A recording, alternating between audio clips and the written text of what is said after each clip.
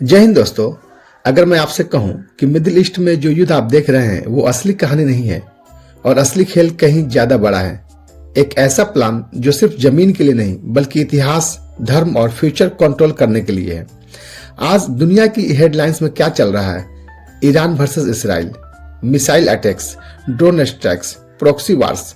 Media आपको दिखा रही है कौन किस पर हमला कर रहा है, लेकिन सवाल यह है क्यों मेन स्ट्रीम मीडिया की एक लिमिटेशन होती है जो आपको इवेंट्स दिखाती है लेकिन इंटेंशन नहीं।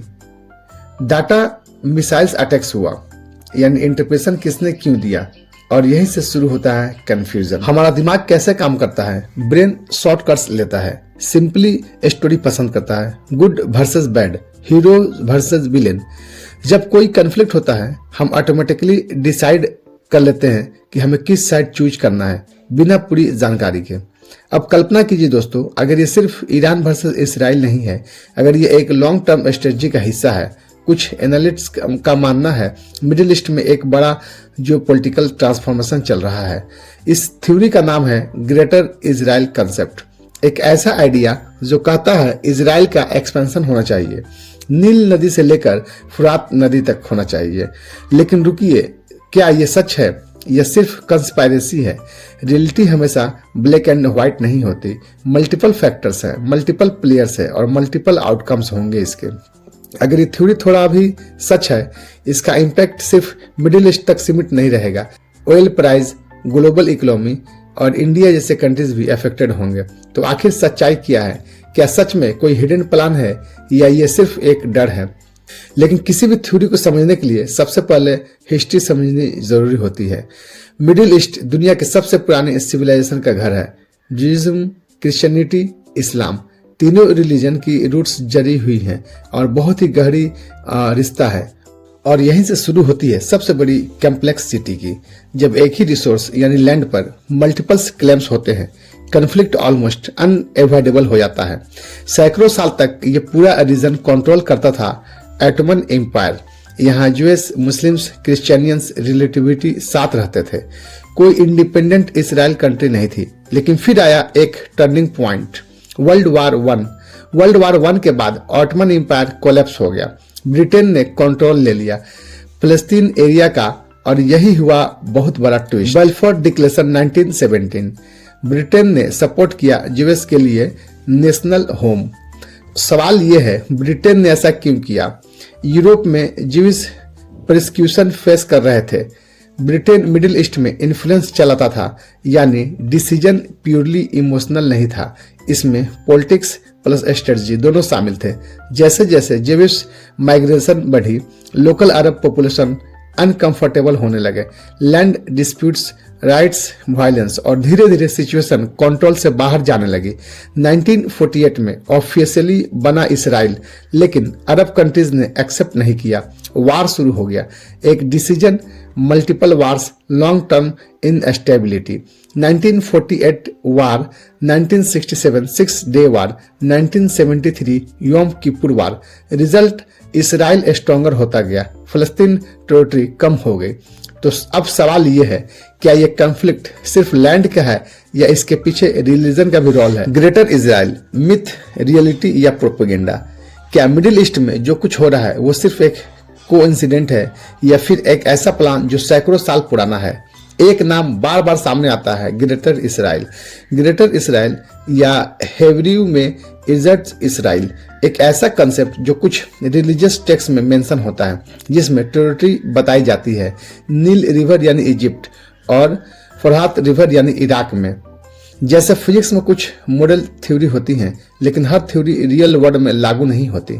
यह कंसेप्ट प्राइमरली रिलीजियस सोर्स से आता है, एंशिएंट स्पिरिचुअल में लैंड प्रोमिस की बात। लेकिन इंपॉर्टेंट सवाल, क्या मॉडर्न कंट्री पॉलिसीज भी इस पर बेस्ड है? Belief faith based, evidence data based, और जो पॉलिटिक्स हमेशा एविडेंस प्लस ड्राइवन होती हैं। अगर हम मैप देखें, इजराइल ने वार्स के बाद टेरिटरी गेन की, लेकिन उसने इजिप्ट को सिनाई वापस भी किया प्लेस डील्स के बाद। इसका मतलब एक्सपेंशन हमेशा परमानेंट गोल नहीं होता, कभी स्ट्रेटेजिक कॉम्प्रिहेंशन भी होती है। सिस्टम सिचुएशन के हिसाब से चेंज होता रहता है। फिर ये थ्योरी इतनी वायरल क्यों है, इसका कारण देखते हैं। Ongoing conflict, religious emotion, political narratives. जब अनसर्टेनिटी बढ़ती है, कंस्पिरेटरी थ्योरी भी बढ़ती है। इंसान रैंडम इवेंट्स में भी पैटर्न ढूंढता है। कुछ ग्रुप्स या इस थ्योरी को यूज करते हैं फियर क्रिएट करने के लिए, सपोर्ट गेन करने के लिए, सोशल मीडिया से सिंपैथी वापस पाने के लिए। एक आइडिया वायरल होता है, लोग बिना वेरीफाई किए मान लेते हैं। रियलिटी क्या है और रियल क्या है? ग्रेटर इजराइल का एक रियल हिस्टोरिकल रिलीजियस कंसेप्ट है, लेकिन इसका डायरेक्ट प्रूफ नहीं है कि करंट गवर्नमेंट इसे एक्टिवली फॉलो कर रही है। यानी concept exist but implementation doubtful. लेकिन कहानी यहीं खत्म नहीं होती। एक और बिलीफ है जो इससे भी ज्यादा डेंजरस है, third temple prophecy.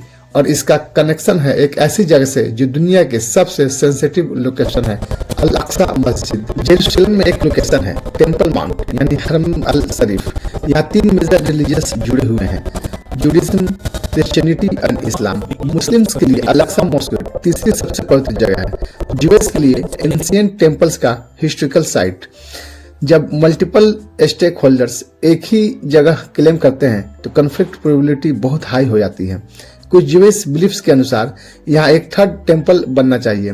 First temple जो कि बर्बाद हो गया, सेकंड टेम्पल वो भी डिस्ट्रॉय हो गया, और थर्ड टेम्पल जो प्रोफेसी के लिए है। कुछ रिलीजियस ग्रुप्स एक्टिवली इसके लिए तैयारी भी करते हैं। लेकिन रुकिए, ग्राउंड रियलिटी क्या है? अल-अक्सा मस्जिद सबसे पहले मौजूद है, और यह सिर्फ एक बिल्डिंग नहीं, यह 1.9 बिलियन मुस्लिम की आस्था है। अगर यहाँ कोई भी बदलाव हुआ, पूरा मुस्लिम वर्ल्ड रिएक्ट करेगा। कल्पना कीजिए, अल-अक्सा मस्जिद को नुकसान पहुंचता है, तब क्या होगा? प्रोटेस्ट वर्ल्ड वाइड होगा, मिडिल ईस्ट वार शुरू हो जाएगी, टेरर ग्रुप्स एक्टिवेशन हो जाएगा, सुपर पावर्स इन्वॉल्वमेंट हो जाएंगे। न्यूक्लियर रिएक्शन की तरह एक इवेंट मल्टीपल एक्सप्लोजन भी करता है। अब यहाँ एंट्री होती है अमेरिका की। कुछ अमेरिकन ग्रुप, जिन्हें क्रिश्चियनियन जेनेसिस्ट कहा जाता है, मानते हैं कि थर्ड टेम्पल बनने से बाइबलिकल प्रोफेसी पूरी होती है, और इसी बिलीफ के कारण कुछ पॉलिटिशियन सपोर्ट्स करते हैं इजराइल को, जैसे डोनाल्ड ट्रंप, माइक हुकैबी। यहाँ एक बहुत इंटरेस्टिंग चीज होती है, कभी कभी पॉलिसीज सिर्फ डाटा से नहीं, बिलीफ से भी इन्फ्लुएंस होती है। लेकिन क्या पूरी यूएस पॉलिसी रिलीजन ड्राइवन है? आंसर आपको मिलेगा नहीं। यह मिक्स्ड है, स्ट्रेटजी, पावर, रिलीजन। तो अब सबसे बड़ा सवाल, क्या यह सिर्फ बिलीफ्स है? क्या सच में कोई बड़ा जो पॉलिटिकल प्लान चल रहा है? अब तक हमने रिलीजियस हिस्ट्री और बिलीफ्स को समझा है, लेकिन जो पॉलिटिक्स में एक रूल होता है, कंट्रीज इमोशन से नहीं, इंटरेस्ट से चलती है। सवाल है, अमेरिका मिडिल ईस्ट में इतना इन्वॉल्व क्यों है? आंसर सिंपल है, oil, trade routes, military influence. सबसे important choke point, straits of Hormuz. दुनिया के ऑयल सप्लाई का बड़ा हिस्सा यहीं से गुजरता है, अप्रोक्सीमेट 20%। ग्लोबल इकोनॉमी एनर्जी का फ्लो, एनर्जी फ्लो डिस्टर्ब होगा तो इकोनॉमिक भी शॉक हो जाएगी। ईरान क्यों इंपॉर्टेंट है? ह्यूज ऑयल रिसोर्स की वजह से, स्ट्रेटेजिक लोकेशन की वजह से, और स्ट्रॉन्ग मिसाइल प्रोग्राम की वजह से, रिलीजनल एलाइज यानी प्रॉक्सी ग्रुप्स की वजह से। ईरान खुद को वेस्टर्न इन्फ्लुएंस के खिलाफ रेजिस्टेंस पावर मानता है। इजराइल की बिगेस्ट कंसर्न है ईरान न्यूक्लियर कैपेबिलिटी। इजराइल का डॉक्ट्रिन, थ्रेट बनने से पहले न्यूट्रलाइज करो, रिस्क प्रोबेबिलिटी हाई हो, एक्शन पहले लिया जाता है। एग्जैक्टली जैसे cyber security systems threats detect करके पहले ब्लॉक करते हैं। अब सबसे बड़ा सवाल, अमेरिका हमेशा इजराइल के साथ क्यों रहता है? रीजन सिंपल है, strategic ally, military based advance, technology cooperation और डोमेस्टिक पॉलिटिक्स। कोल्ड वॉर इरा से पार्टनरशिप स्ट्रांग हुई, कंट्रीज सर्वाइवर के लिए नेटवर्क्स बनती हैं।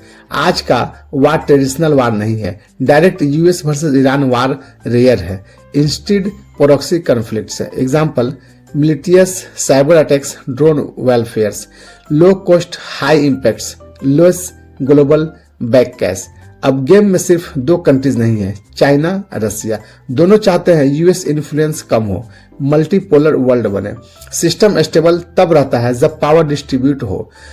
अब तक के एविडेंस क्या बताते हैं? रिलीजन मोटिवेशन फैक्टर है, power and security main drive है। यानी वार आइडियोलॉजी से शुरू हो सकता है, लेकिन चलता स्ट्रेटजी से है। तो अब आखिरी सवाल, फ्यूचर क्या होगा? वर्ल्ड वार या कोल्ड पीस या नए मिडिल ईस्ट ऑर्डर? इतिहास हमें क्या सिखाता है? हर बड़ा युद्ध अचानक नहीं होता, वह धीरे धीरे बिल्डअप होता है और आज हम शायद उसी फेज में हैं।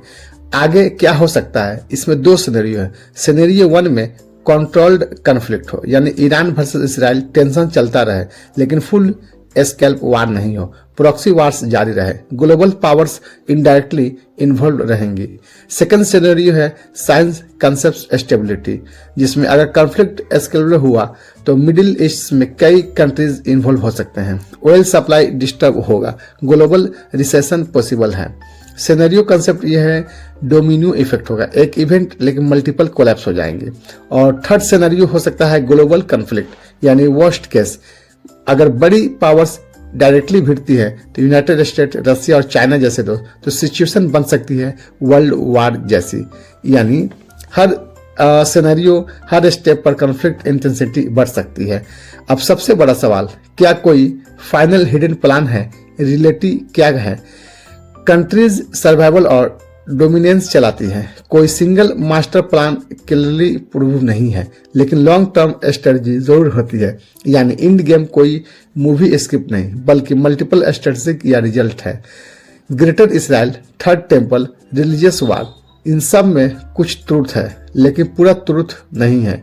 फाइनल इंडिया जैसे कंट्रीज पर इम्पैक्ट, ऑयल प्राइसेस बढ़ेंगे, इकोनॉमिक प्रेशर में आएंगी, फॉरेन पॉलिसी बैलेंस जो है वो गड़बड़ होगा, ग्लोबल लेवल पर ट्रेड रूट्स इफेक्ट होंगे, इन्फ्लेशन बढ़ेगा, टेक्नोलॉजी सप्लाई चेन डिस्टर्ब होगी। इस पूरी कहानी का सार क्या है? Middle east conflict, history, religion, politics, power struggle और सबसे इंपॉर्टेंट परसेप्शन वर्सेस रियलिटी अलग होती है। जब भी आप कोई खबर देखें सिर्फ हेडलाइन पर भरोसा मत कीजिए, डीप सोचिए, सवाल पूछिए, इन्फॉर्मेशन को एनालाइज कीजिए, वेरीफाई कीजिए, ब्लाइंडली बिलीव मत कीजिए। दुनिया बदल रही है लेकिन एक चीज आपके हाथ में है, आपकी समझ और आपकी सोच, और शायद यही सबसे बड़ी ताकत है। अगर आप अपनी सोच को बदल देंगे तो आप आगे बढ़ सकते हैं। चलिए आज के लिए इतना ही। अगर ये मेरी वीडियो आपको इन्फॉर्मेटिव लगती है तो प्लीज मेरे चैनल को लाइक, शेयर और सब्सक्राइब कर दें। हम इसी तरह का वीडियो आपके लिए कंटिन्यू लाते रहेंगे। तब तक के लिए अपना ख्याल रखें। जय हिंद, अल्लाह हाफिज।